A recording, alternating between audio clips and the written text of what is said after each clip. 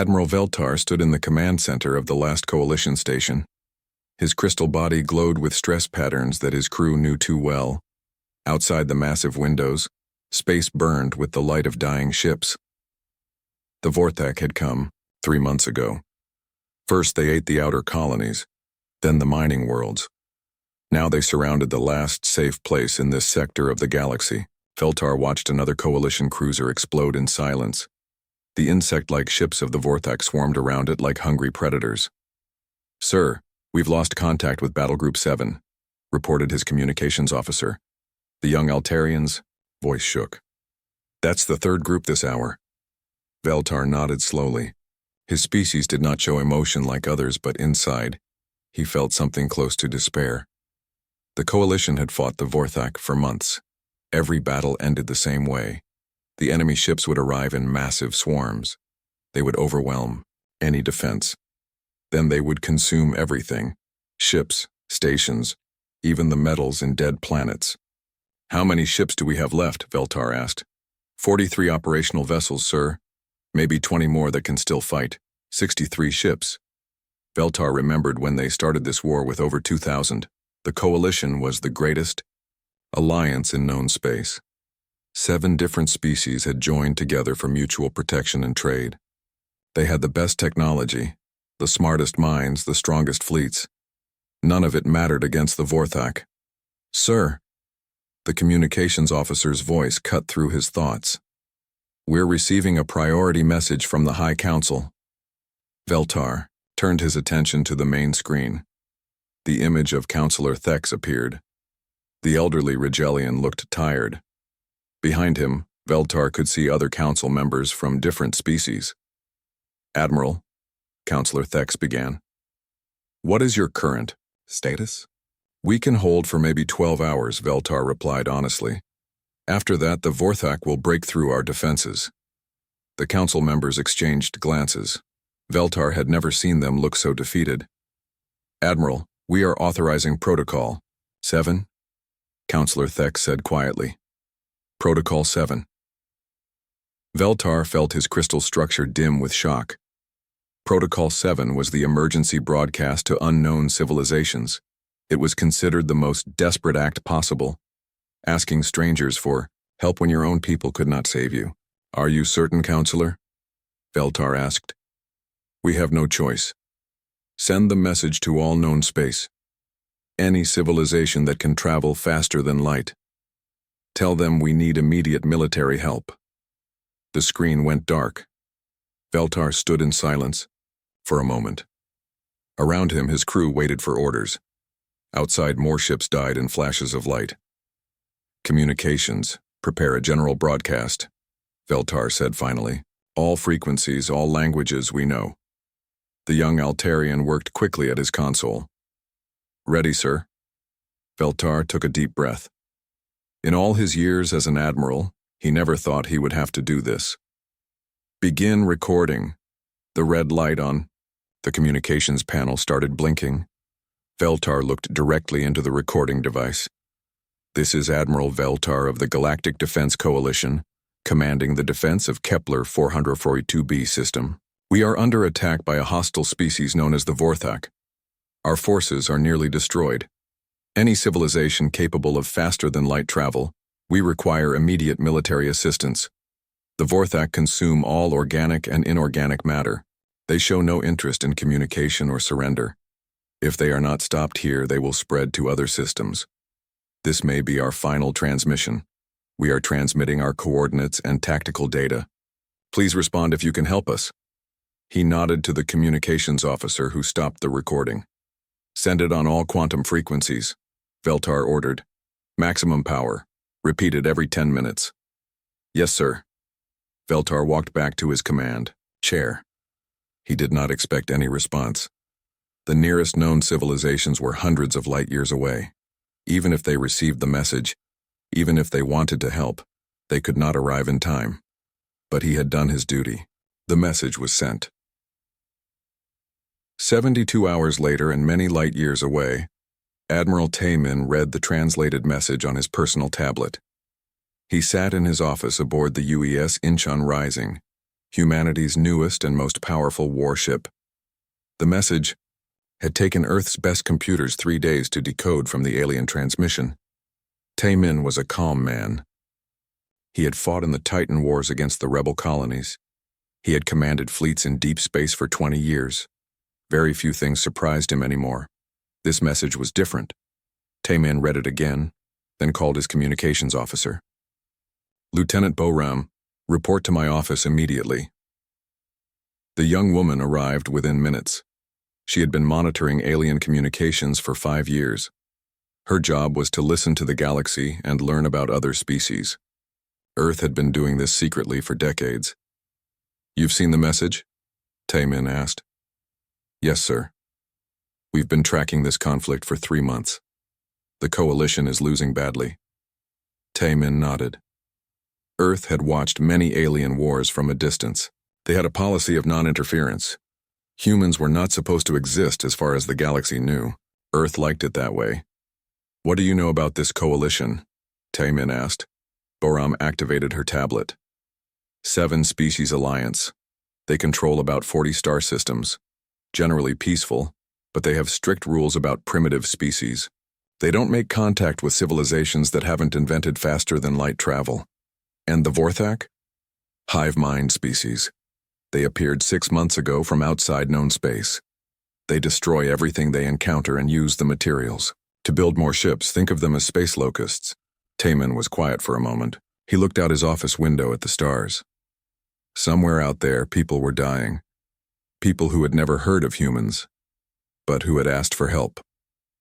"Boram, how long would it take us to reach their coordinates?" "With our new jump drives?" 18 hours, sir. 18 hours. The coalition probably expected help to take weeks or months to arrive, if it came at all. Tae-min made his decision. "Contact Fleet Command. Tell them I'm requesting immediate deployment of Battle Group Alpha. Full combat readiness." "Sir, that's 800 ships. Are we really going to break the isolation protocol?" Tae-min looked at her seriously.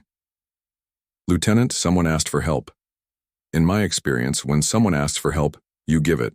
The politics can be sorted out later." "Yes, sir." As Boram left his office, Tae-min looked at the alien message one more time. The coalition had no idea what was coming. They had asked for backup. They were about to get the human fleet. The human fleet dropped out of hyperspace like a storm arriving without warning.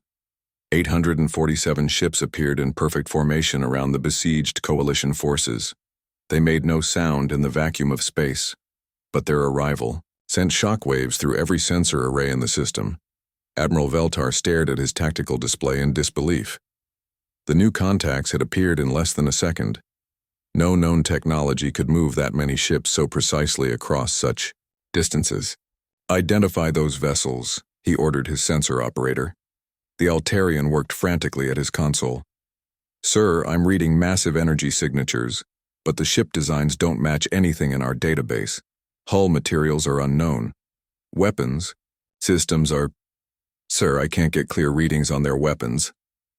Veltar studied the formation. The newcomers had positioned themselves in a defensive sphere around the coalition's remaining ships. It was a smart tactical move, but it also meant they were now between the coalition and the Vorthak swarm. "Attempt communication," Veltar ordered. Before his communications officer could respond, alarms began screaming across the bridge. The Vorthak swarm was moving. 60% of their forces had turned away from the coalition fleet and were now heading directly toward the unknown vessels. Aboard the UES Incheon Rising, Admiral Tae-min watched the enemy ships approach. He had studied the tactical data from the coalition's message.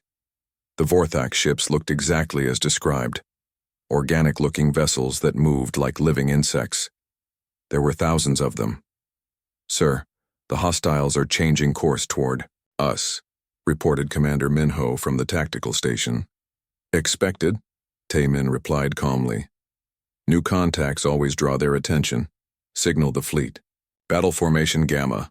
All ships prepare for combat." "Sir, shouldn't we try to contact the coalition first?" asked Lieutenant Boram from her communications post. Tae-min shook his head. "There will be time for introductions later. Right now, people are dying. Dr. So Young, the fleet's xenobiologist, looked up from her station. Admiral, perhaps we should explain who we are before we start shooting. Doctor, those enemy ships are not going to wait for us to exchange pleasantries, Taman said. We came here to help. Sometimes helping means fighting first and talking later. The Vorthak swarm reached weapons range. Thousands of bioplasma bolts streaked toward the human fleet. The coalition forces watched in horror, expecting to see their mysterious rescuers destroyed in the first exchange. Instead, the human ships began to move. Captain Hyojin gripped the controls of her fighter craft, Soul's Pride. She led the Seraph squadron, 12 of humanity's most advanced fighters. As the enemy fire approached, she felt the familiar calm that came before battle. All fighters, execute Pattern 7, she transmitted to her squadron. The human fighters scattered in all directions, moving in ways that defied everything the coalition knew about space combat. They pulled turns that should have crushed their pilots under enormous forces. They accelerated and decelerated so quickly that their inertial compensators should have failed. The Vorthak bioplasma shots passed harmlessly through empty space. Then, the human ships began to shoot back. Engineer Jay Wan had spent 5 years designing the weapons systems for this fleet. As the first volleys from the human ships struck the Vorthak swarm, he felt a grim satisfaction. The plasma lance arrays worked exactly as intended. Beams of pure energy, hotter than the core of a star, reached across space in milliseconds. Each shot punched through Vorthak hulls like they were made of paper.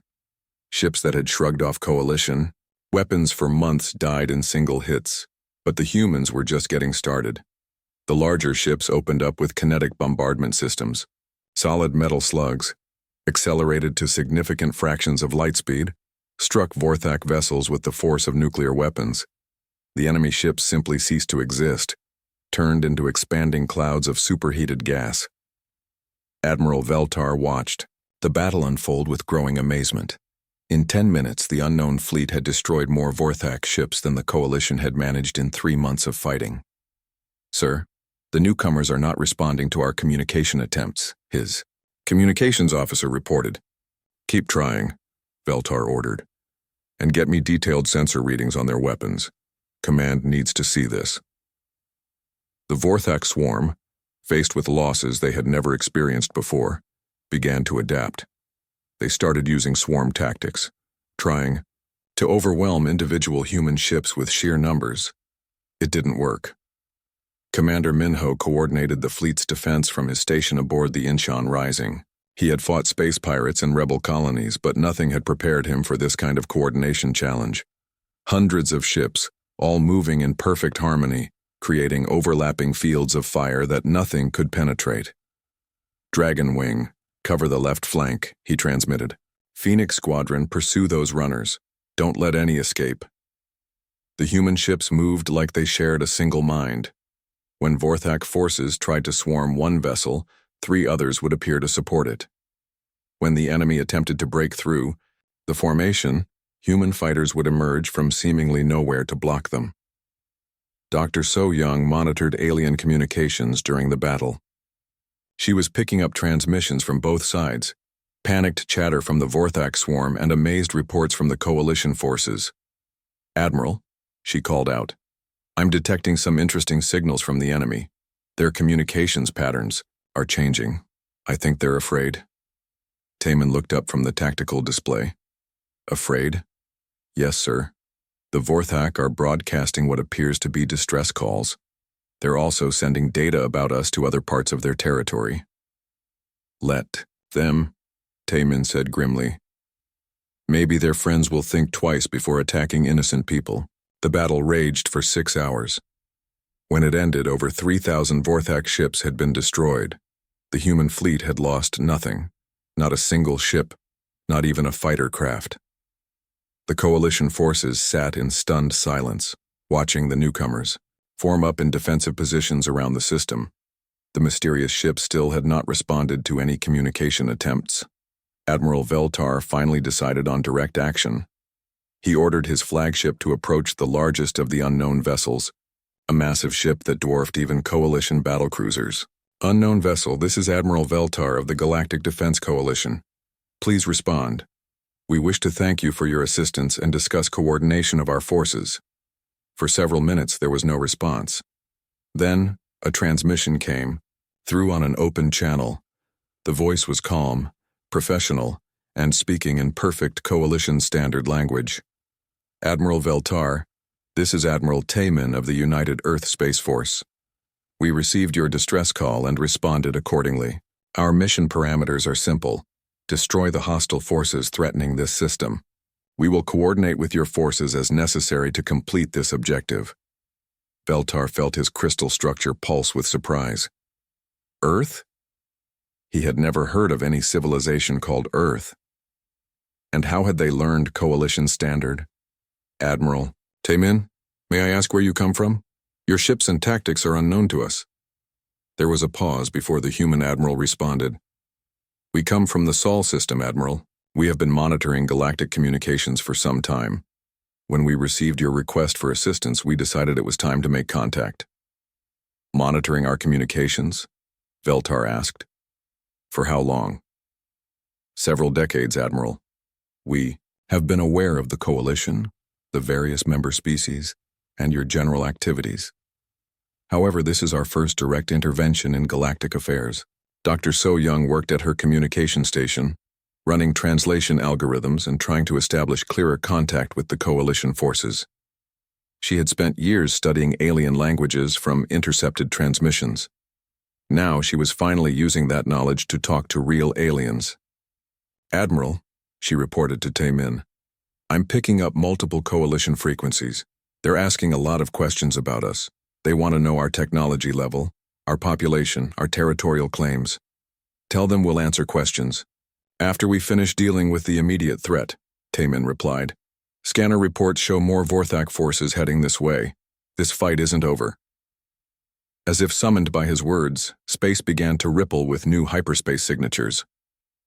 More Vorthak ships were arriving. A lot more. Admiral Veltar watched his sensors with growing dread. Admiral Tayman, we're detecting a massive enemy fleet approaching. Preliminary count suggests over 10,000 ships. The human admiral's response was calm and measured. Understood, Admiral.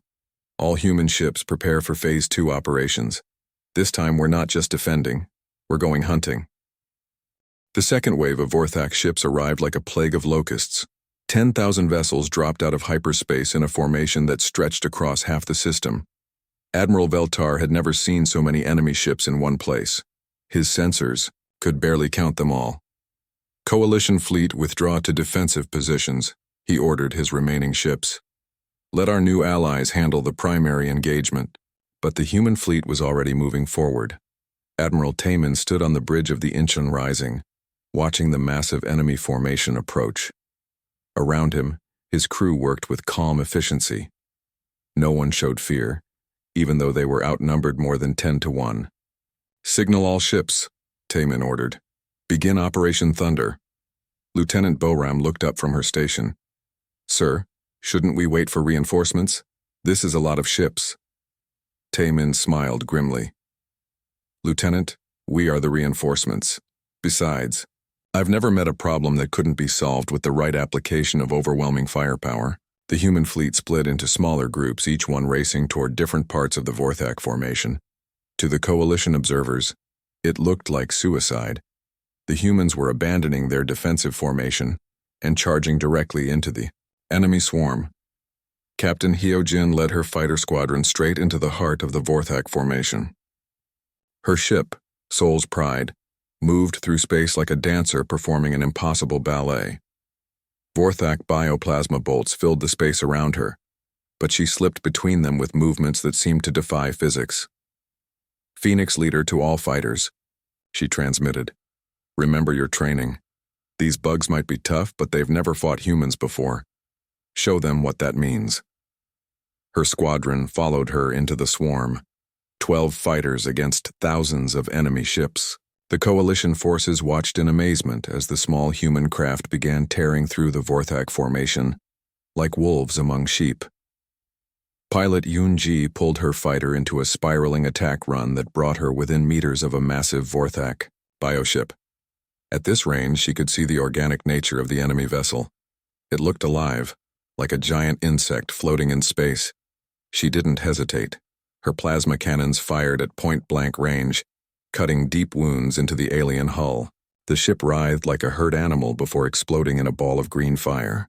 "That's how we do it back home," she muttered, already turning toward her next target. The larger human ships demonstrated weapons technology that made the Coalition's best equipment look primitive.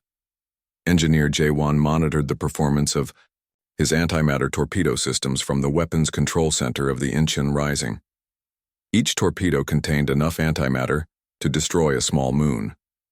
When they struck Vorthak ships, the results were spectacular. Matter and antimatter annihilated each other in perfect explosions of pure energy. Entire sections of the enemy formation simply vanished. "Torpedo spread 7 away," reported the weapons officer. "Target is the big one in grid 77. Jaewon watched the torpedoes streak across space. The target was a Vorthak command ship, easily 3 times the size of a Coalition battlecruiser. The enemy vessel tried to shoot down the incoming weapons, but human torpedoes were designed to penetrate defensive fire. 6 antimatter warheads struck the command ship simultaneously. For a moment, a small sun bloomed in the darkness of space. When the light faded, nothing remained but expanding gas and debris. General Sung-min coordinated the fleet's ground assault teams from his command ship. The humans had detected Vorthak forces on several planets in the system. These needed to be eliminated to prevent the enemy from regrouping. "1st Marine Division, prepare for planetary assault," he ordered. "Target is the 3rd planet. Intelligence suggests significant enemy presence." Sergeant Do-hyun led the first assault team down to the planet's surface. The Vorthak had turned the world into a giant hive, with organic structures growing like cancer across the landscape. The air was toxic to most species, filled with spores and biochemicals. The human Marines didn't care. They dropped from orbit without environmental suits, breathing equipment that would keep them alive in almost any atmosphere. To them, this was just another hostile environment to conquer. "All right, people," Do-hyun called to his team as they landed. "Remember the briefing. These bugs like to tunnel.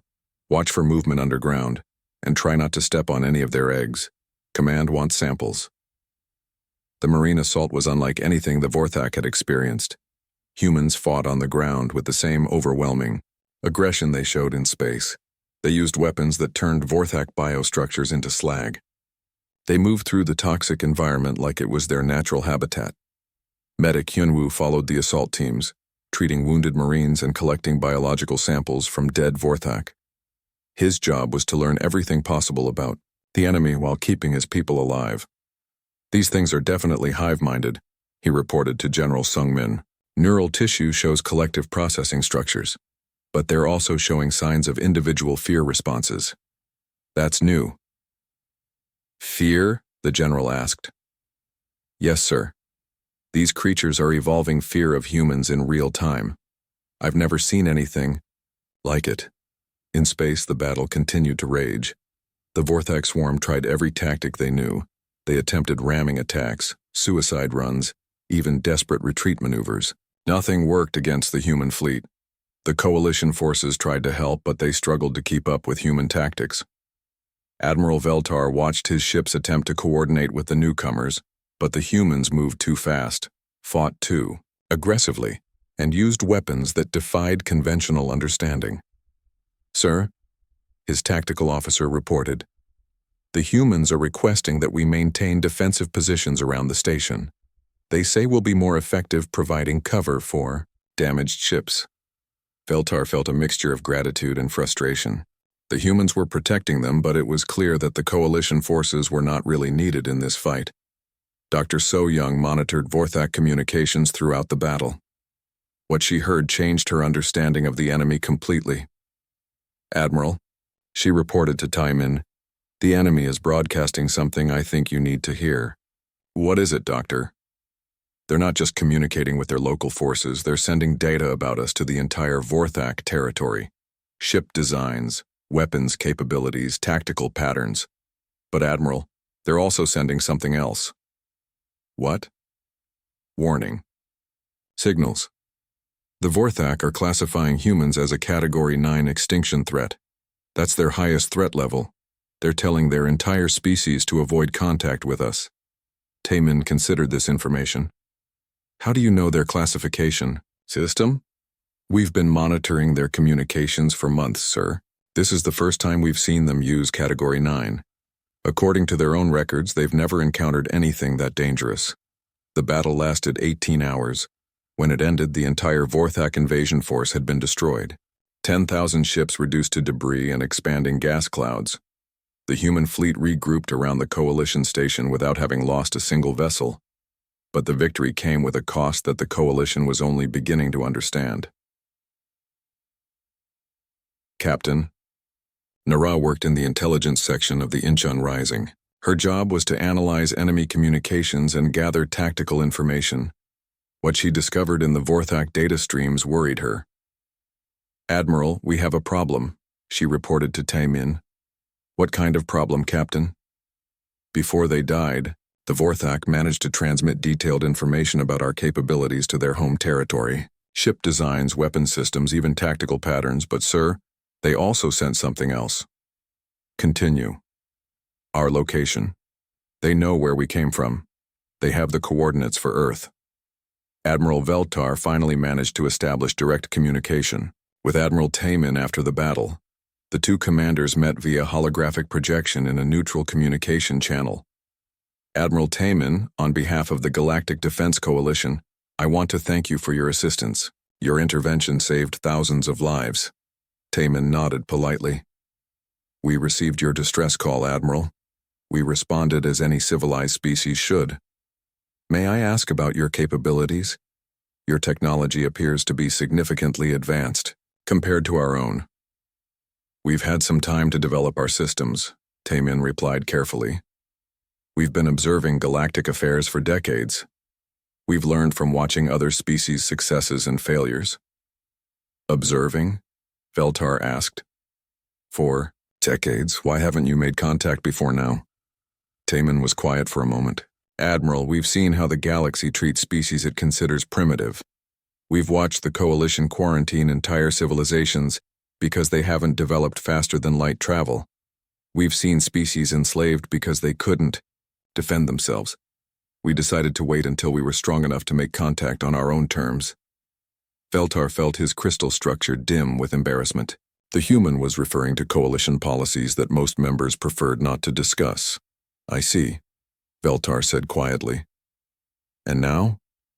Now, Admiral, the galaxy knows we exist. The Vorthak made sure of that. So it's time for some changes in how things work out here. As the two admirals talked, neither realized that their conversation was being recorded and transmitted across known space. Every major civilization would soon know about the humans and their overwhelming military power. 3 days after the battle, the Coalition High Council called an emergency session. Representatives from all 7 member species gathered in the council chambers on Rigel Prime. The topic of discussion was simple: what to do about the humans. Counselor Thex, the elderly Rigelian who led the council, studied the reports spread across his desk. Tactical analyses, weapon specifications, battle recordings, all of it painted the same picture. The humans possessed military technology that made the Coalition's best equipment look like children's toys. The numbers don't make sense, announced Counselor Vex, the Altarian representative. 800 ships destroyed over 13,000 Vorthak vessels without losing a single unit. That kind of performance ratio is impossible. Apparently not, replied Counselor Zenth, speaking for the Crystalline Confederation. We have sensor recordings from 47 different sources. The data is consistent. Dr. Youngsu worked in the psychology department aboard the human fleet. His job was to study alien behavior and predict how different species might react to human contact. What he saw in the intercepted Coalition communications worried him. Admiral, he reported to Taemin, we're picking up some concerning chatter from the Coalition leadership. Several council members are discussing us as a potential threat. Expected, Taemin replied.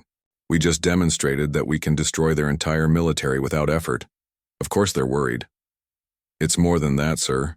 Some of them are talking about preemptive action. Taemin looked up from his reports. Preemptive action? They're scared, Admiral. They've never encountered a species with our level of military capability. Some of them think we might be planning to conquer the galaxy. Are we? Taemin asked with a slight smile. Dr. Young-Soo looked uncertain. Sir? Doctor, we came here to help people who asked for assistance. Now we find ourselves in the middle of galactic politics, whether we want to be or not. The question is, what do we do about it? The answer came faster than anyone expected. Captain Nara burst into the Admiral's office without waiting for permission. In her hand, she carried a data pad with urgent intelligence reports. Admiral, we've intercepted communications between coalition forces and something called the Hegemony. They're planning a joint response to the human threat. Taemin took the data pad and read quickly. The Hegemony was a military alliance of 12 species that operated outside coalition space. They specialized in what they called threat elimination, destroying civilizations they considered dangerous to galactic stability. When? Taemin asked.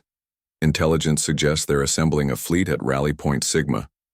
Current estimates put their force at over 5,000 ships from multiple species. Taemin was quiet for a moment. Then he activated his communication system. This is Admiral Taemin to all ship commanders. Conference call in 30 minutes. We have a situation. Dr. So Young had spent the last 3 days trying to establish diplomatic contact with coalition leadership. She was a xenobiologist, not a diplomat, but she understood alien psychology better than anyone else in the fleet. Admiral, she said during the command conference, I think we can resolve this peacefully. The coalition is acting out of fear. If we can demonstrate that we're not a threat to their sovereignty, they might call off their military alliance, Commander. Minho disagreed. Doctor, with respect, they're already assembling a fleet to attack us. The time for diplomacy might have passed. I agree with the doctor, said Ambassador Kyung-ho, joining the conference via quantum link from Earth. We didn't come here to start a war with the entire galaxy. We came to help. Taemin listened to the debate with growing frustration. Earth's leadership wanted a peaceful resolution. His military commanders wanted to strike first before the enemy fleet could organize. The xenobiologists wanted to study alien psychology. Everyone had an opinion. Admiral, Lieutenant Boram interrupted the discussion. Priority transmission from Admiral Veltar. He's requesting immediate private communication. Taemin accepted the call. Veltar's image appeared on the main screen. The coalition admiral looked tired and stressed. Admiral Taemin, I need to speak with you urgently, away from official channels. Go ahead, Admiral. My government is making a mistake. They're allying with the Hegemony to move against your forces. I wanted to warn you before official notice is delivered. Taemin felt a cold anger building in his chest. Admiral, we came here because you asked for help. We saved your people. Now your government wants to attack us? Not my government, Veltar said quickly. Some council members are panicking. They see your capabilities and assume you must have hostile intentions. The Hegemony has convinced them that humans represent an existential threat to galactic civilization. And what do you think, Admiral? Veltar was quiet for a moment. I think you saved my people when no one else could. I think you fought and died to protect strangers you'd never met. I think the galaxy needs more species like yours, not fewer. Thank you for the warning, Admiral. There's more. The Hegemony has been studying your tactics from the battle recordings. They're planning to use mass swarm attacks to overwhelm your point defense systems. They think they can win through pure numbers. After the call ended, Taemin sat alone in his office for several minutes. Outside his window, the stars looked the same as always, but everything had changed. Humanity was no longer hidden. They were no longer safe. A soft chime indicated someone requesting entry. Dr. So Young stepped into the office. Admiral, I've been analyzing the psychological profiles of the coalition leadership. I think I understand what's happening. Explain. They're not really afraid of our military power. They're afraid of what our existence means for their position in the galaxy. The coalition has been the dominant political force for centuries. They've controlled who gets access to advanced technology, who gets to join galactic civilization, who gets classified as primitive and quarantined. And now? Now there's a species that's more advanced than they are. A species that doesn't need their permission to do anything. It threatens their entire worldview. Taemin nodded slowly. So this isn't really about military threats, it's about political control. Exactly. They can't allow humans to exist as equals because it would prove that their system of galactic hierarchy is flawed. The next morning brought official notification. A coalition diplomatic courier delivered a formal message to the human fleet. Ambassador Kyung-ho read it aloud during the senior staff meeting. The Galactic Defense Coalition hereby requests that the human fleet withdraw from coalition space immediately.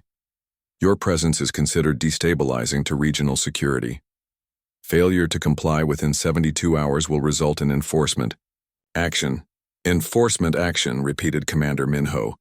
They're actually threatening us. It gets worse, Kyung-ho continued. They're also demanding that Earth submit to a technological inspection to determine our threat level to galactic civilization. They want to catalog our weapons, our ships, our planetary defenses.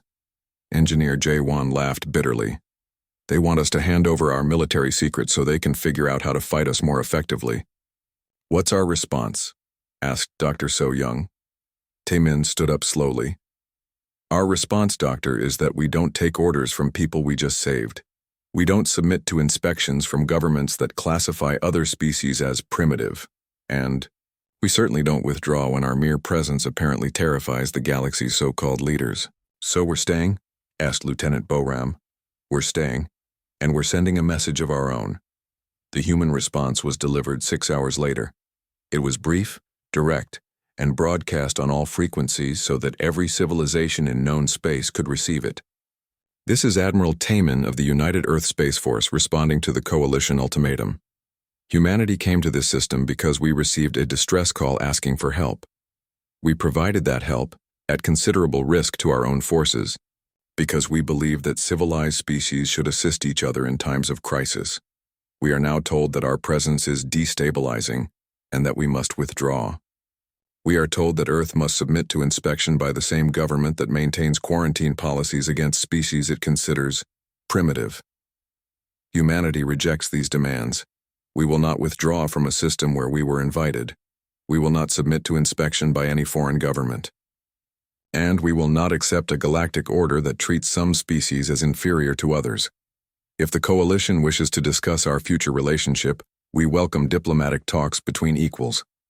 If they prefer military action, they will discover that humanity is prepared for that as well. The choice is yours. Across the galaxy, that message was received and analyzed by hundreds of different civilizations. Some saw it as a declaration of war. Others saw it as the dawn of a new era. On Earth, President Ji-hoon called an emergency session of the World Defense Council. The age of human isolation was officially over.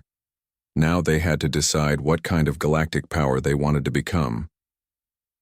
The galaxy held its breath and waited for war. The hegemony fleet assembled at Rally Point Sigma was the largest military force ever gathered in known space. 12 species had contributed ships, creating an armada of over 6,000 vessels. The Coalition added another 800 ships of their own. Together, they represented the combined military might of 19 different civilizations.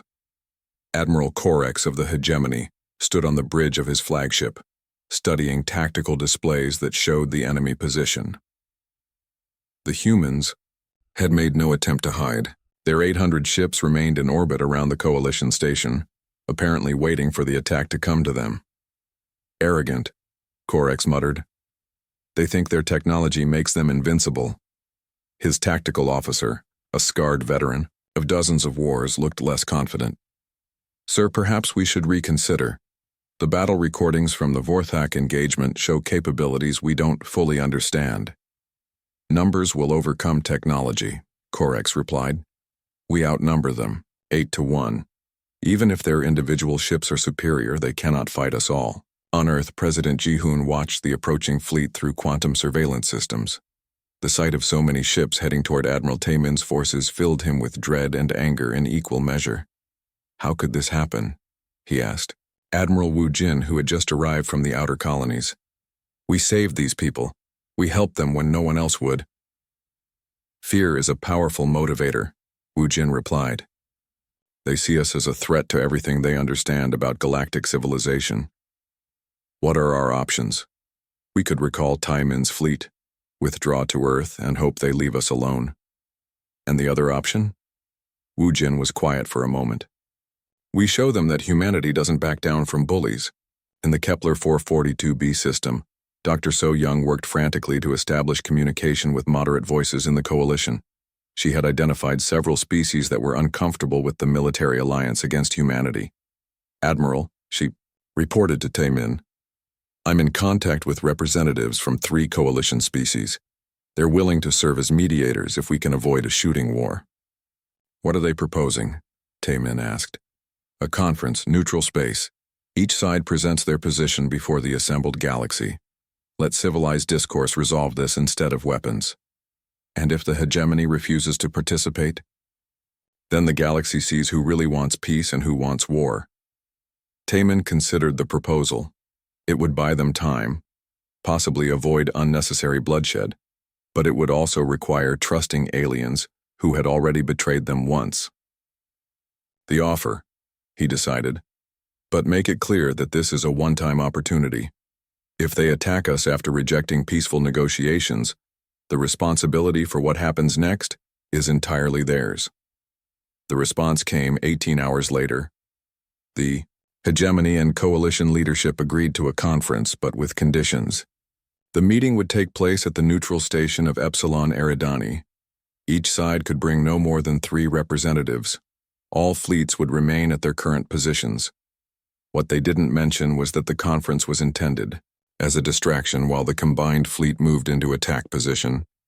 Captain Nara detected the deception immediately. Admiral, the enemy fleet is using the conference as cover for a tactical redeployment. They're planning to attack during the negotiations. Anticipated, Tai Min replied calmly. How long until they reach weapons range? 48 hours, sir. Perfect. That gives us time to prepare a proper welcome. Scientist He Young had spent the last week analyzing captured Vorthak technology and comparing it to human systems. What she discovered changed everything. Admiral, you need to see this. She called from her laboratory aboard the Incheon Rising Tai Min, found her surrounded by holographic displays showing molecular structures and energy patterns. The Vorthak weapons we captured, she began. They're based on technology that's at least 50 years more advanced than anything the Coalition uses. Meaning, the humans didn't just defeat a primitive species. We defeated an enemy that was significantly more advanced than the civilizations now threatening us. Tai Min studied the data. Are you certain? Completely. The Coalition fleet that's approaching us is using technology that wouldn't even scratch Vorthak armor. If we could destroy the Vorthak with minimal losses, this attack force doesn't stand a chance. The conference at Epsilon Eridani lasted exactly 6 hours. Ambassador Kyung Ho represented humanity, flanked by Dr. So Young and a security officer. The coalition sent Admiral Veltar and 2 political representatives. The hegemony brought Admiral Orcs and their chief xenobiologist. The talks went nowhere by design. The coalition demanded that humanity withdraw from galactic affairs completely. The hegemony insisted that Earth submit to technological monitoring and population limits. Humanity refused all demands and presented counter-proposals for galactic reform. This is pointless, Admiral Korex finally declared. Humanity refuses to accept the established order. They represent a clear threat to galactic stability. What we represent, Kyung Ho replied calmly, is proof that your established order is flawed. You've built a civilization based on the assumption that some species are naturally superior to others. Our existence disproves that assumption. Your existence threatens the peace we've maintained for centuries, Korex shot back. You mean the peace you've maintained by enslaving less advanced species and quarantining anyone who might challenge your authority, Dr. So Young added. Admiral Veltar looked uncomfortable. The Coalition's policies have always been designed to prevent conflict between species at different technological levels. No, Kyung Ho said firmly. Your policies have been designed to maintain your position as the dominant power in the galaxy. The moment a more advanced species appears, you immediately move to destroy them. As the conference collapsed, the hegemony, Fleet completed its approach to the human position. 6,800 ships against 800.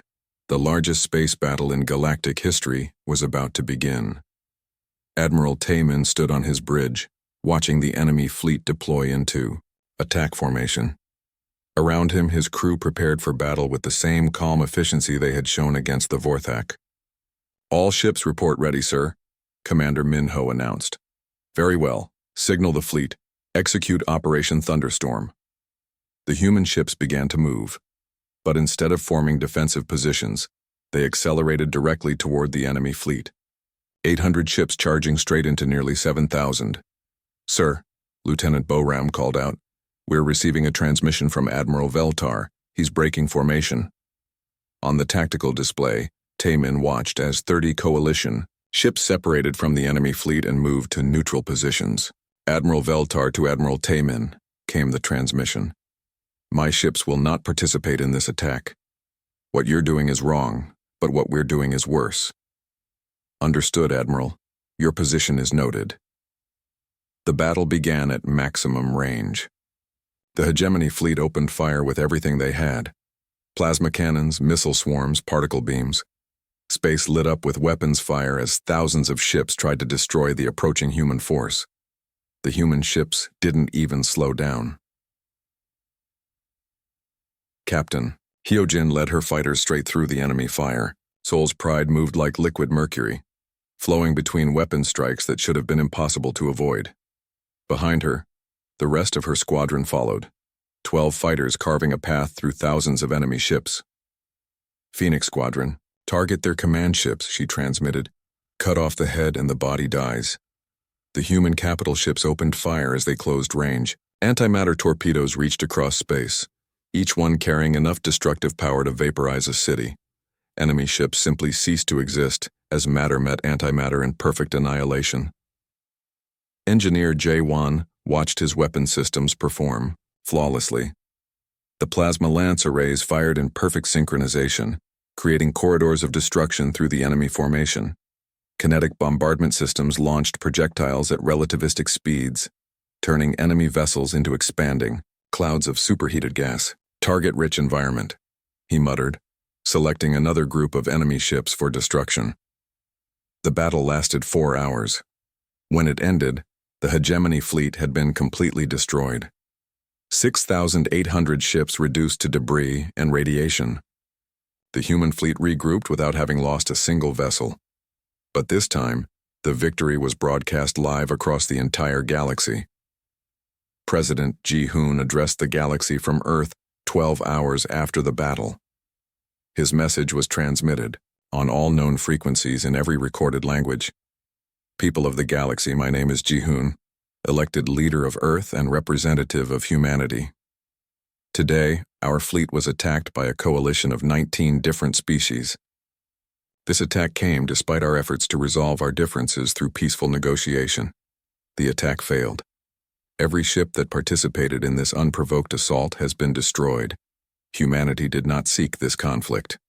We answered a distress call and provided assistance to beings who asked for our help.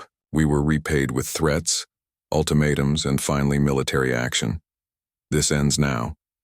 Effective immediately, humanity is establishing monitoring stations throughout the galaxy. We will observe the treatment of all sentient species.